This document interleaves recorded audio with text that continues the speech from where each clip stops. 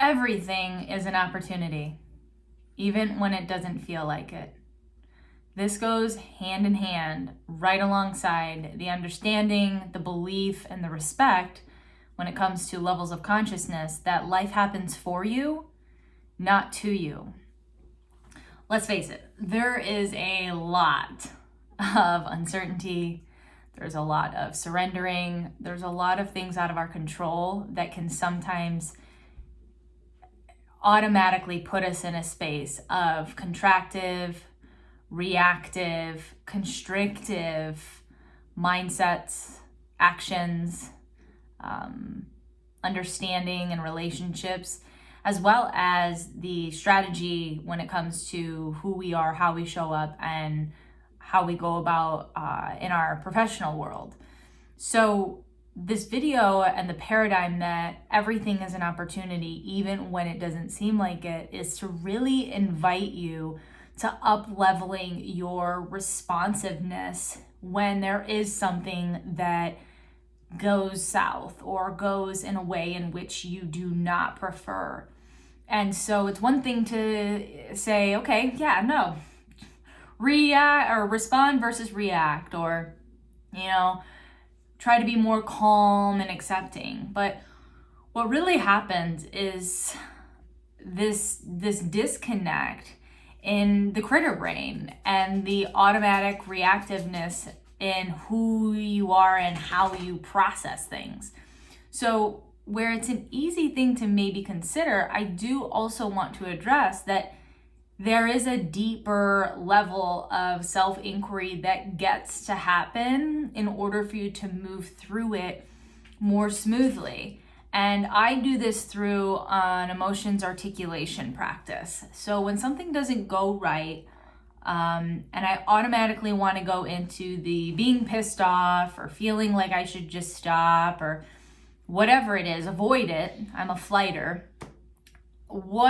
First and foremost, what do you need to believe to be true in order for you to lean into it? And in order to be able to lean into something, to go towards something that you're either not agreeing with or that is uncomfortable, first and foremost, get clear on what meaning are you making about it. What is the meaning behind this? Why is it so uncomfortable? What is the fear or the story associated alongside this unfortunate, annoying circumstance that you're experiencing, which, by the way, is only temporary, so hang with it.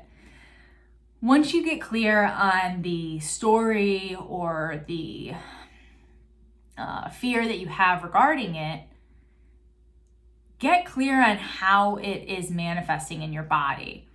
Do you have a higher heart rate? Are you sweaty? Are you just wanting to retract and be alone? Are you going to food or other substances or drugs to help kind of decompress?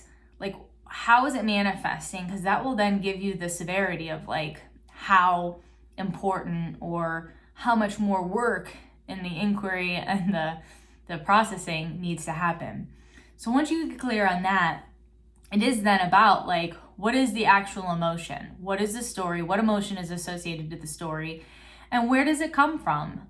And from the actions that you can physically take and the thoughts that you can mentally take, what gets to change and transition? Because ultimately what it is you're thinking is creating a feeling, and the feeling is then creating either action or inaction. So when it comes to this is an opportunity, maybe your go-to is really forcing yourself to question, what is the positive intention behind this? If everything has a positive and a negative, and I truly full-heartedly believe that life is happening for me, not to me, what could this be because of? Because this isn't going right, or because this has failed, what does this now open up for and leave space for in order for me to create and or rather experience? Who do I need to be in order to do what I need to do to show up, move forward, and be willing to embrace this as it's happening for me? Now what's next? So I love this paradigm. I just wanted it to bring it to surface because I do feel that not a lot of us take it seriously. And once you embody it, you will slowly start to feel like you're more in control of your life. So apply it. Everything's an opportunity.